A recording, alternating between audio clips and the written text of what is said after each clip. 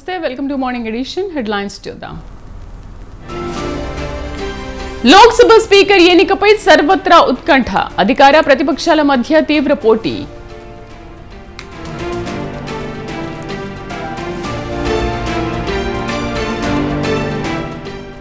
ఢిల్లీలోనే ముఖ్యమంత్రి రేవంత్ రెడ్డి, హస్తినకు భట్టి ఉత్తమ్ పయనం, నేడు కేబినెట్ విస్తరణపై చర్చ జరిగే అవకాశం.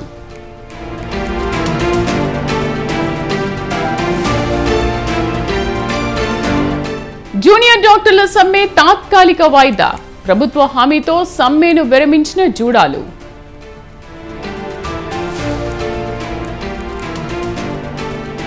ఏబీవీపీ పిలుపుతో తెలంగాణలో కొనసాగుతున్న బంద్, ప్రభుత్వ ప్రైవేటు స్కూళ్లలో సమస్యలను పరిష్కరించాలని డిమాండ్.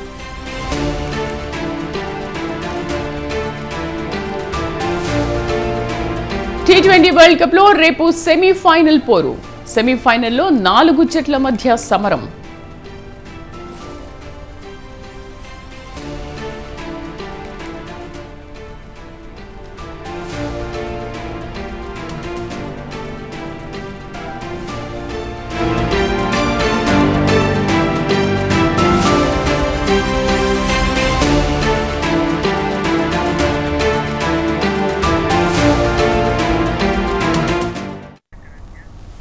ఏపీ ముఖ్యమంత్రి నారా చంద్రబాబు నాయుడు కుప్పంలో 2వ రోజు పర్యటన కొనసాగుతోంది. ఆయన బస చేసిన కుప్పం ఆర్ఎన్బి అతిథి గృహం వద్ద ఉదయం 10:30 గంటలకు ప్రజల నుండి వినతులు స్వీకరిస్తారు. మధ్యాహ్నం 12 గంటలకు ప్రభుత్వ డిగ్రీ కళాశాలలో కుప్పం నియోజకవర్గ అధికారులతో సమీక్షా సమావేశం నిర్వహిస్తారు. అనంతరం 2:40 పీఈఎస్ మెడికల్ కాలేజ్ ఆడిటోరియంలో టీడీపీ శ్రేణులతో సమావేశమవుతారు. సాయంత్రం 4 గంటలకు పీఈఎస్ మెడికల్ కళాశాల వద్ద ఏర్పాటు చేసిన హెలిప్యాడ్ నుంచి బెంగళూరుకు బయలుదేరి వెళ్తారు. అక్కడి నుంచి ప్రత్యేక విమానంలో గన్నవరం చేరుకుని రోడ్డు మార్గం ద్వారా విజయవాడకు వస్తారు.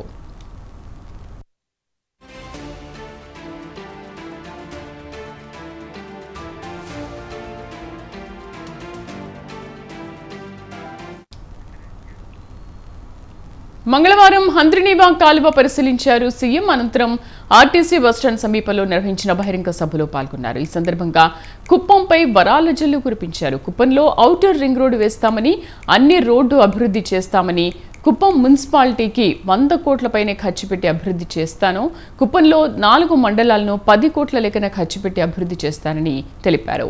కుప్పం అభివృద్ధి పనులు వెంటనే ప్రారంభిస్తామన్నారు. ప్రతి ఇంటికి త్రాగునీరు అందిస్తామని పేర్కొన్నారు. పచ్చదనానికి కెరాఫ్గా కుప్పాన్ని మారుస్తానని ప్రకటించారు.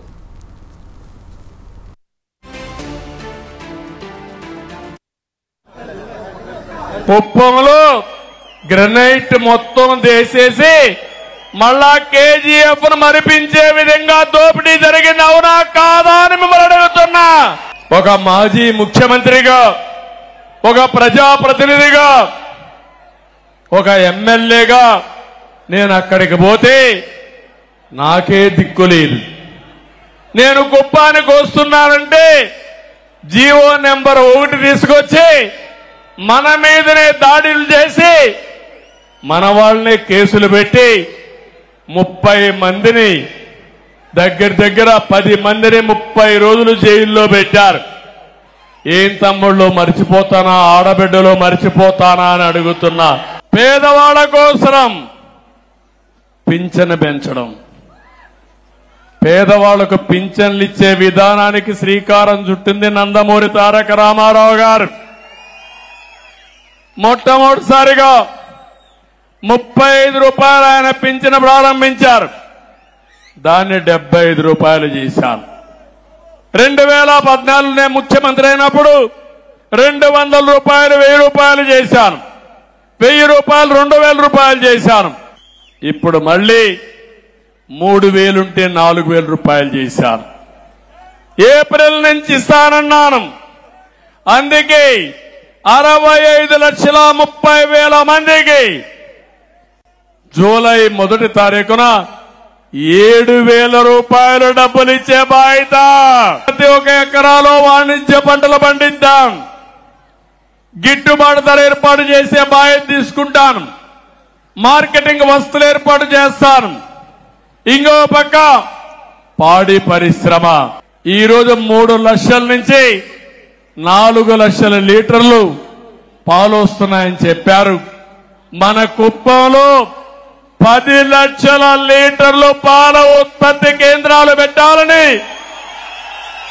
ఉత్పత్తి చేయాలని నేను ఆలోచిస్తున్నా. దానికి ఎన్ని ఆవులు కావాలన్నా పట్టిస్తాం. ఆవులకు మళ్ళా షెడ్లు కూడా వేయాలి. ఆ రోజు మనం అందరం కూడా షెడ్లు కూడా ఇప్పిస్తే అవి కూడా మానేశారు. రేషన్ కూడా ఆ రోజు మనం చూస్తే ఏ విధంగా చేయాలో ప్రయోగాలు చేశాం. ఈరోజు అవన్నీ పోయినాయి. దానా సబ్సిడీ అన్నీ పోయినాయి. మళ్ళా ఇప్పిస్తా, మిమ్మల్ని ఆదుకుంటాను.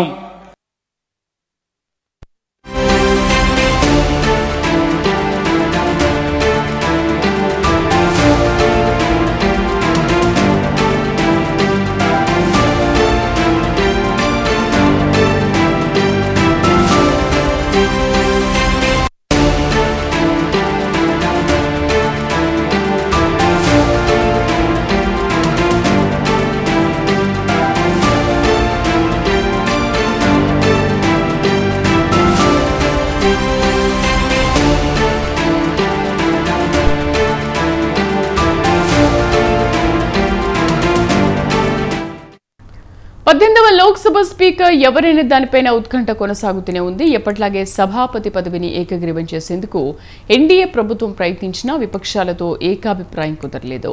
డిప్యూటీ స్పీకర్ పదవి దక్కకపోవడంతో సభాపతి స్థానానికి ఇండియా కూటమి పోటీ పడుతోంది. దాదాపు 50 ఏళ్ల తర్వాత స్పీకర్ పదవికి ఎన్నిక మళ్లీ ఇప్పుడే జరుగుతోంది. జరగనుండడం మళ్లీ ఇప్పుడే కావడం. ఈ స్థానం కోసం ఎన్డీఏ తరఫున ఓం బిర్లా నామినేషన్ వేయగా ఇండియా కూటమి నుంచి కాంగ్రెస్ ఎంపీ కె సురేష్ బరిలో నిలిచారు.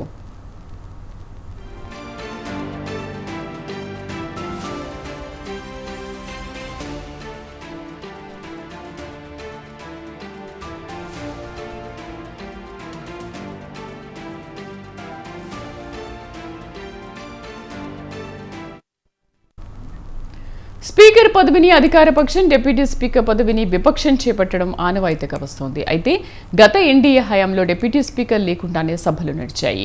ఇటీవల జరిగిన సార్వత్రిక ఎన్నికలతో లోక్సభలో తమ బలాన్ని పెంచుకున్న ప్రతిపక్షాలు ఈసారి ఉపసభాపతి పదవికి పట్టుబట్టాయి. స్పీకర్ పదవి అధికార పక్షం తీసుకుంటే డిప్యూటీ స్థానాన్ని తమకు ఇవ్వాలని డిమాండ్ చేశాయి. కానీ దీనికి ఎన్డీఏ సర్కారు సమ్మతించలేదు. దీంతో ప్రతిపక్షాలు పోటీకి దిగాయి. నామినేషన్ గడువు ముగియడానికి కేవలం కొన్ని నిమిషాల ముందు ఎన్డీఏ, ఇండియా కూటమి అభ్యర్థులు తమ పత్రాలను సమర్పించారు. ఫలితంగా స్పీకర్ పదవికి ఎన్నిక అనివార్యమైంది. ఇవాళ ఉదయం స్పీకర్ పదవికి ఎన్నిక నిర్వహించనున్నారు.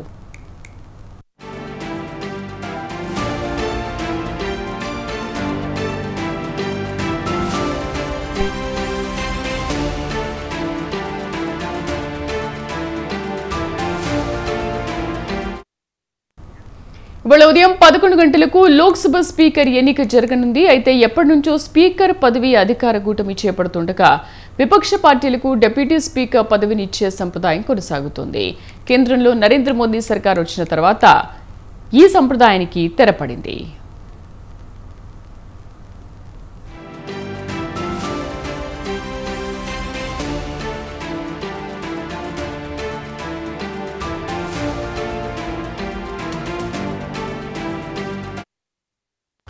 ఈసారి లోక్సభ ఎన్నికల్లో బీజేపీకి సొంతంగా మెజార్టీ రాకపోవడంతో ప్రతిదానికి మిత్రపక్షాలపై ఆధారపడాల్సిన పరిస్థితి నెలకొంది. ఈ క్రమంలోనే గత కొన్ని దశాబ్దాల తర్వాత మళ్లీ స్పీకర్ ఎన్నికకు రంగం సిద్ధమైంది. ఈ నేపథ్యంలో స్వాతంత్ర భారతదేశంలో మూడోసారి లోక్సభ స్పీకర్ ఎన్నికలు జరగనున్నాయి.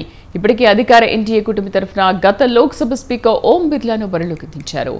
అటు ప్రతిపక్ష ఇండియా కూటమి తరఫున కాంగ్రెస్ ఎంపీ కె సురేష్ నామినేషన్లు వేశారు.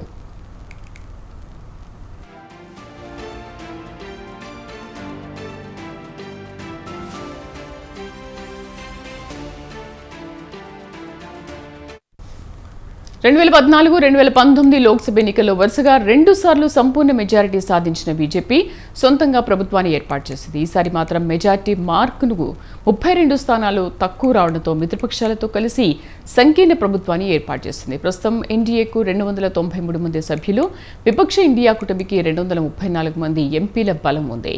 ఈ నేపథ్యంలోనే లోక్సభ స్పీకర్ ఎన్నిక కీలకంగా మారింది.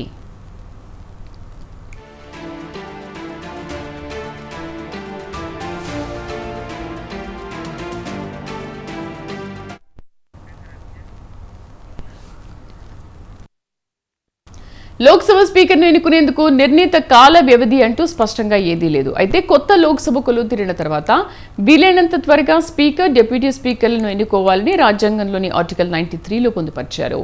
లోక్సభ స్పీకర్ను సాధారణ మెజార్టీతోనే ఎన్నుకుంటారు. లోక్సభకు ఎన్నికైన ఎంపీలు సీక్రెట్ బ్యాలెట్ పద్ధతి ద్వారా తమ ఓటు హక్కును వినియోగించుకుంటారు. పోలైన మొత్తం ఓట్లలో ఏ అభ్యర్థి సగానికి పైగా ఓట్లు పొందుతారో ఆయన్నే స్పీకర్గా నియమిస్తారు. లోక్సభ కార్యకలాపాలు సజావుగా సాగడంలో స్పీకర్ కీలక పాత్ర పోషిస్తారు. సభను ఆర్డర్లో ఉంచడం, సభా గౌరవాన్ని కాపాడటంతో పాటు సమావేశాల అజెండా, వాయిదా, అవిశ్వాస తీర్మానాలు అనుమతించే బాధ్యత కూడా స్పీకర్దే ఉంటుంది. రాజ్యాంగంలోని 10వ షెడ్యూల్ ప్రకారం సభా నియమాలను ఉల్లంఘించిన ఎంపీలపై చర్యలు తీసుకోవడం, అనర్హత విధించే అధికారం స్పీకర్కు ఉంటుంది. సభా నియమాలకు అనుగుణంగా వాటిని స్పీకర్ అమలు చేయాల్సి ఉంటుంది.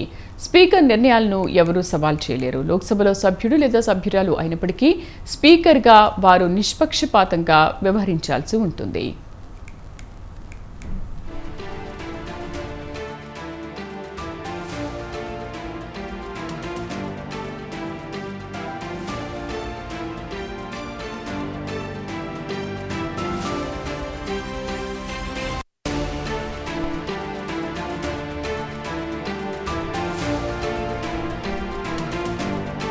ప్రమాణాల వేళ నినాదాల జ్వాల. అవును, ఎంపీగా లోక్సభ సభ్యుల ప్రమాణ స్వీకారాలు దుమారం రేపాయి. జై భీమ్, జై పాలస్తీనా అని ఒకరంటే, జై సంవిధాన్ అంటూ ఇంకొకరు తమ నినాదాన్ని నొక్కి వక్కాణించారు. అంతేకాదు, ఆదివాసీలు, దళితులు, మైనార్టీల మీద వేధింపులు ఆపండి, జై సంవిధాన్ అంటూ ప్రమాణం ముగించారు. ఆ వ్యాఖ్యలే, ఆ నినాదాలే కమలనాథులకు మింగుడు పడక కంటగింపుగా మారాయి. లోక్సభలో దుమారం రేపాయి.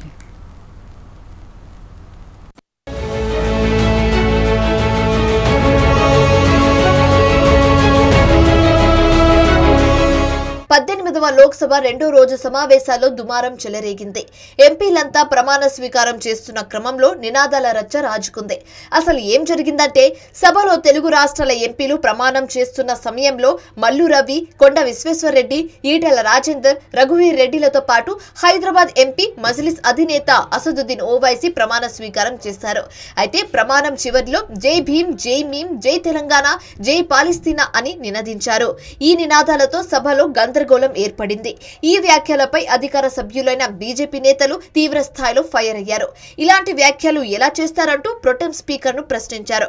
పార్లమెంట్ ను అగౌరవపరిచేలా వ్యవహరిస్తున్నారని వెంటనే క్షమాపణ చెప్పాలని డిమాండ్ చేశారు. దీంతో ఈ గందరగోళంపై స్పందించిన ప్రొటెం స్పీకర్ అసదుద్దీన్ వ్యాఖ్యలను రికార్డు నుంచి తొలగిస్తామని హామీ ఇచ్చారు. నహ్మదుహు వ నుసల్లి అలా రసూలిల్ కరీం, అమ్మా బాద్, ఫౌజు బిల్లాహి మినష్ షైతానిర్ రజీం, బిస్మిల్లాహిర్ रहमानिर रहीम। मैं असदुद्दीन ओवैसी, जिसे लोकसभा का रुकन मुंतखब किया गया है, अल्लाह के नाम से हल्फ उठाता हूँ कि मैं भारत की आइन पर जो क़ानून के मुजब तय पाया है एतक़ाद रखूँगा, उसका वफ़ादार रहूँगा। मैं भारत के इक़्तिदार आला और सालिमियत को बरकरार रखूँगा और जिस ओहदे को मैं संभालने वाला हूँ इसके फ़राइज़ और वफ़ादारी से अंजाम दूँगा। जय भीम, जय मीम, जय तेलंगाना, जय फलस्तीन, तकबीर, अल्लाहु अकबर। ఇక ఇదేం తప్పు కాదే అని తనను తాను సమర్థించుకున్నారు ఎంపీ అసదుద్దీన్ ఓవైసీ. జై పాలస్తీనా అని అనకూడదని ఎక్కడా లేదని ఓవైసీ చెప్పారు. జై పాలస్తీనా అంటే ఇబ్బంది ఏంటని నిలదీశారు. అభ్యంతరం చెప్పే వాళ్ళ గురించి తాను పట్టించుకోవాల్సిన అవసరం లేదన్నారు. మహాత్మా గాంధీ కూడా పాలిస్తాన్ గురించి ఏం చెప్పారో చదివి తెలుసుకోవాలని సూచించారు. నేను చెప్పాల్సింది చెప్పానని వ్యాఖ్యానించారు. ఇక ఈ వ్యవహారంపై స్పందించిన కేంద్ర మంత్రి కిషన్ రెడ్డి జై పాలస్తీనా నినాదం పూర్తిగా తప్పు అని, ఇది సభ నిబంధనలకు విరుద్ధమని మండిపడ్డారు. భారత్ లో ఉంటూ భారత్ మాతకి జై అనకపోవడం ప్రజలు అర్థం చేసుకోవాలని పిలుపునిచ్చారు. దేశంలో ఉంటూనే రాజ్యాంగ విరుద్ధమైన పనులు చేస్తున్నారని ఫైర్ అయ్యారు. ఇకపోతే ఇజ్రాయెల్ పాలిస్తున్న యుద్ధంలో భాగంగా పాలిస్తాన్ కు మద్దతిస్తూ అసద్ ఈ నినాదం చేశారు.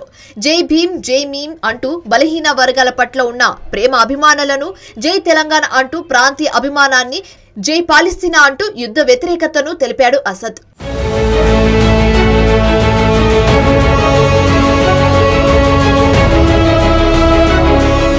ఓవైపు అసద్ వ్యాఖ్యలు దుమారం రేపిన కాసేపటికే రాయ్బరేలీ ఎంపీగా ప్రమాణం చేశారు రాహుల్ గాంధీ. అయితే రాహుల్ ప్రమాణ విధానం కూడా రాజకీయ వర్గాలు చర్చకు దారితీసింది. రాజ్యాంగాన్ని చూపిస్తూ ప్రమాణం చేసిన కాంగ్రెస్ అగ్రనేత జై సంవిధాన్ అంటూ నినాదం చేశారు. ఈ ఇద్దరే కాకుండా తమిళనాడులోని తిరువల్లూరు ఎంపీ శశికాంత్ సెంథిల్ కూడా రాజ్యాంగాన్ని పట్టుకుని తన ప్రమాణం ముగిసిన తర్వాత ఆదివాసులు, దళితులు, మైనారిటీల మీద వేధింపులు ఆపండి, జై భీమ్, జై సంవిధాన్ అని నినదించారు. ఈయన కాశ్మీర్ స్వయం ప్రతిపత్తికి సంబంధించిన ఆర్టికల్ 370 రద్దుకు నిరసనగా అప్పట్లో తన ఐఏఎస్ పదవికి రాజీనామా చేసి రాజకీయాల్లోకి వచ్చారు.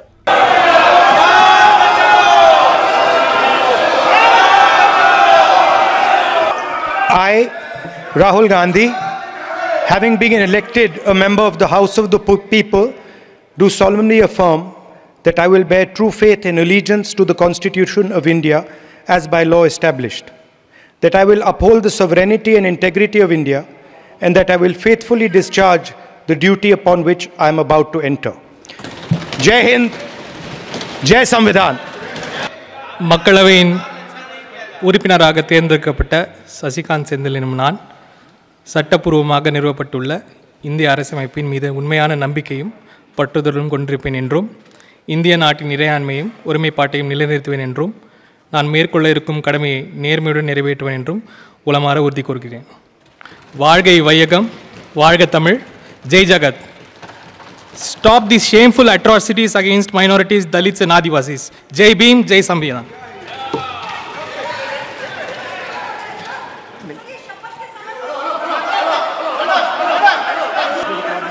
शपथ के अलावा रिकॉर्ड में कुछ नहीं जाएगा.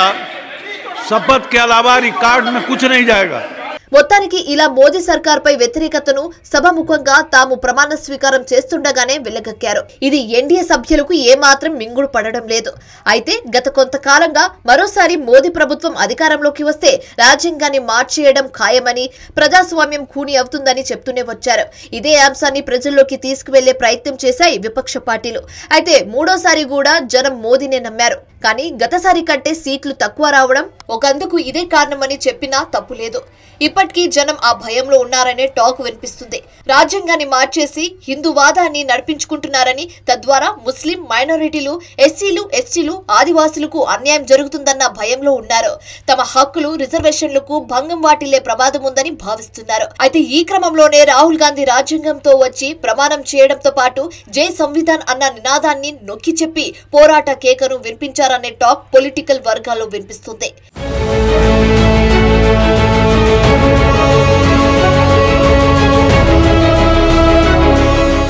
ఇలా మొత్తానికి లోక్సభలో ప్రమాణాల వేళ నినాదాల జ్వాల రాజుకుంది. మోదీ సర్కార్ పట్ల తమ వ్యతిరేకతను, తమ భావజలాన్ని, పోరాట కేకను వినిపించి సభ దద్దరిల్లేలా చేశారు.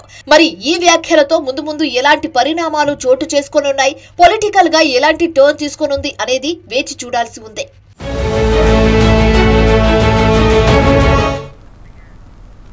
అభివృద్ధి సంక్షేమంలో ఏపీ సీఎం చంద్రబాబుతో పోటీ పడి పనిచేసే అవకాశం వచ్చింది. అందుకు చాలా సంతోషం.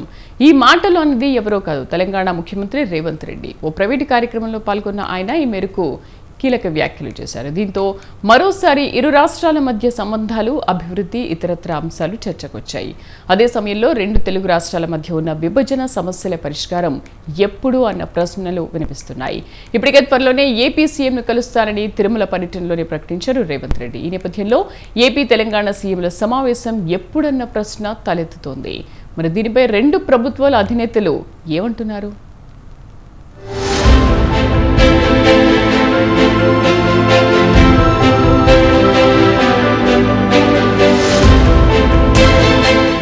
ఏపీ తెలంగాణ ముఖ్యమంత్రులు చంద్రబాబు, రేవంత్ రెడ్డి సమావేశం ఉండేది ఎప్పుడు? ఇదే ప్రశ్న రెండు రాష్ట్రాల ప్రజలను ఉత్కంఠకు గురిచేస్తోంది.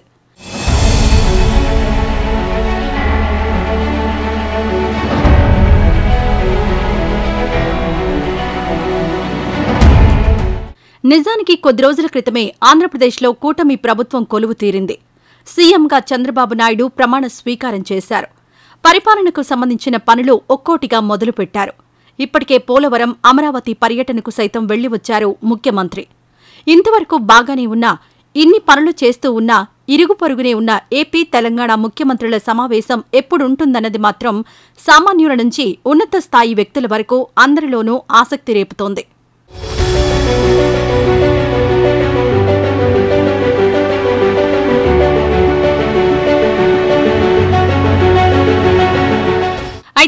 తెలంగాణ ముఖ్యమంత్రుల సమావేశం ఎప్పుడు జరుగుతుందన్న దానిపై రెండు రాష్ట్రాల్లో ఇంతలా చర్చ జరగడానికి ప్రధాన కారణం గతంలో తెలంగాణ ముఖ్యమంత్రి రేవంత్ రెడ్డి చేసిన కామెంట్లే.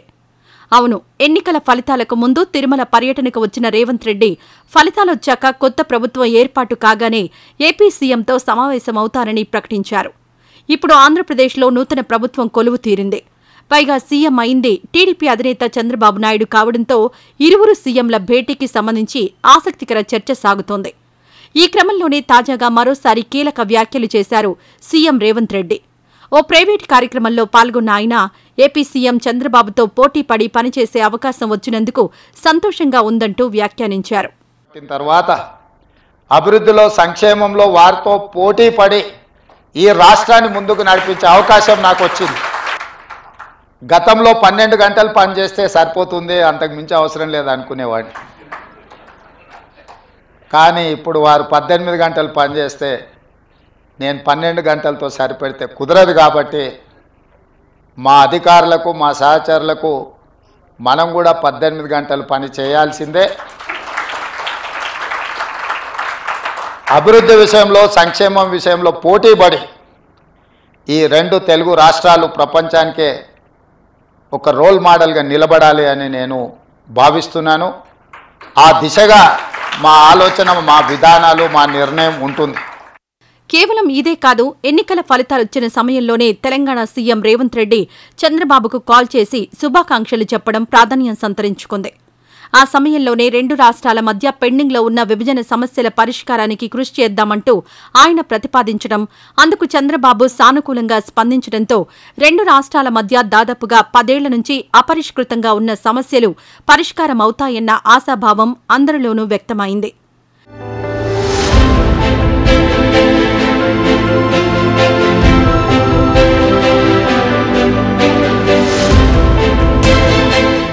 తెలంగాణ సీఎంగా గతేడాది బాధ్యతలు చేపట్టారు రేవంత్ రెడ్డి. అయితే ఏపీలో అప్పుడు వైసీపీ ప్రభుత్వం ఉండడంతో పెద్దగా సఖ్యత లేకుండా పోయిందన్న వాదన వినిపించింది. అదే సమయంలో స్వయంగా ఓ ఇంటర్వ్యూలోనూ తనకు కనీసం జగన్ శుభాకాంక్షలు సైతం చెప్పలేదని వ్యాఖ్యానించారు సీఎం రేవంత్ రెడ్డి. దీంతో రెండు రాష్ట్రాల మధ్య అంత సత్సంబంధాలు లేవన్న మాట బహిరంగంగానే వినిపించింది. కానీ మారిన పరిస్థితుల్లో తాజా ఎన్నికల్లో ఏపీలో టీడీపీ అధికారంలోకొచ్చింది. పైగా గతంలో తెలుగుదేశంలో రేవంత్ రెడ్డి చాలా కీలకంగా వ్యవహరించేవారు. చంద్రబాబుకు అత్యంత సన్నిహితుడిగా కూడా ముద్రపడ్డారు రేవంత్ రెడ్డి. ఆ తర్వాత పార్టీ మారినా ఇప్పటికీ చంద్రబాబు అంటే తనకెంతో అభిమానం అని చెబుతుంటారు రేవంత్ రెడ్డి.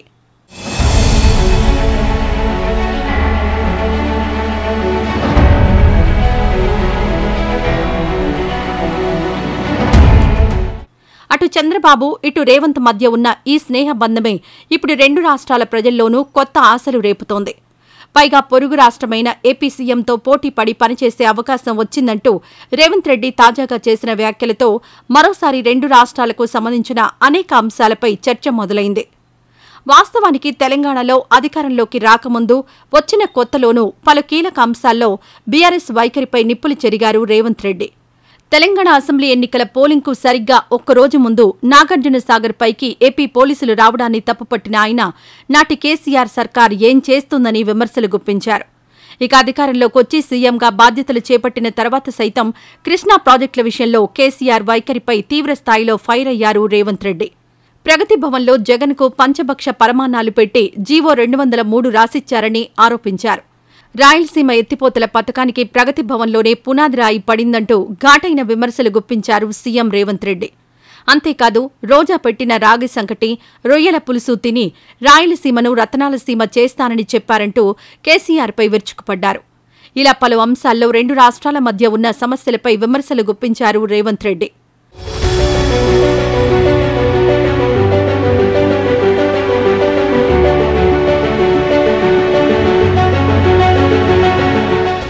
ఇలాంటి పరిస్థితుల్లో ఏపీలో ప్రభుత్వం మారడం, పైగా చంద్రబాబు రేవంత్ ఇరువురి మధ్య గురి శిష్యులుగా పిలుచుకునే అనుబంధం ఉండడంతో ఇప్పుడు అందరి దృష్టి ఇరు రాష్ట్రాల మధ్య విభజన సమస్యలపై పడింది.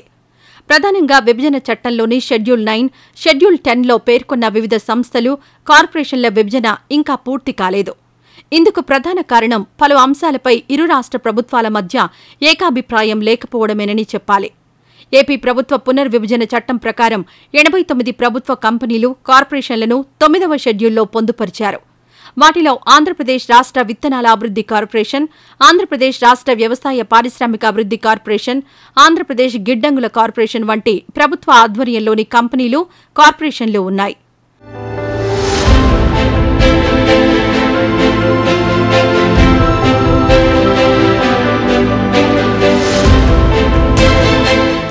పదవ షెడ్యూల్లో ఏపీ రాష్ట్ర సహకార యూనియన్, పర్యావరణ రక్షణ శిక్షణ పరిశోధన సంస్థ, ఏపీ అటవీ అకాడమీ, సత్పరిపాలనా కేంద్రం, ఆంధ్రప్రదేశ్ పోలీస్ అకాడమీ లాంటి 107 శిక్షణా సంస్థలు, కేంద్రాలు ఉన్నాయి.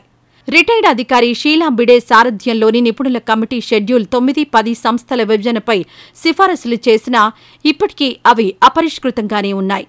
అటు ప్రభుత్వ ఆధీనంలోని రోడ్డు రవాణా సంస్థ ఆస్తులపై 2 రాష్ట్రాల మధ్య విభేదాలు ఇంకా కొలిక్కి రాలేదు. ఇలా 1, 2 కాదు, 2 రాష్ట్రాల మధ్య ఇంకా పూర్తి కాని ఆస్తుల పంపకాలు చాలా ఉన్నాయి.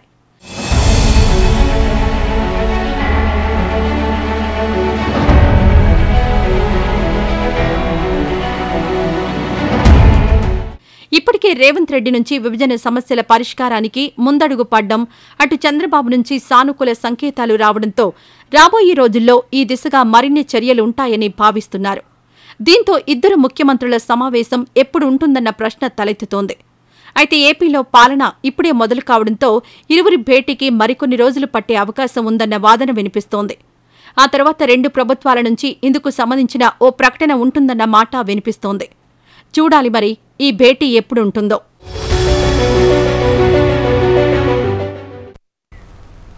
ఇవి బులెటిన్ విశేషాలు. మరిన్ని అప్డేట్స్తో మరో బులెటిన్లో మళ్ళీ కలుద్దాం. Stay with us.